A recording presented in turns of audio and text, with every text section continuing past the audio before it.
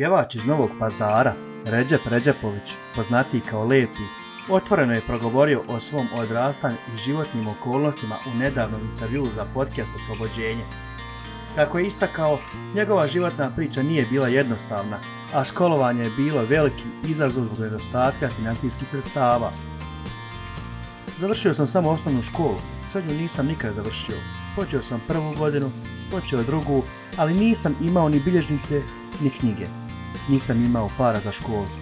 Rekao je Lepi, dodajući da su ga odgajali djed i baka, a majku je upoznao te kasnije u životu.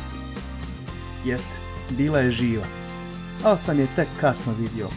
Ona je živjela u drugom gradu, Nana je bila sa mnom do 9.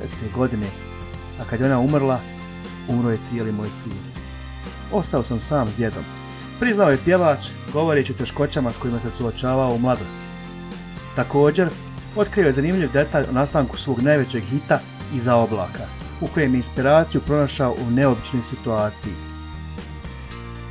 Odem ja u WC, obavim nuždu, a unutra smrdi, to je katastrofa. I pogledam gore kroz rešetke i vidim plavo, prelijepo nebo i mali oblačić. Tada mi dođu riječi Iza oblaka, sunce sjajno sija.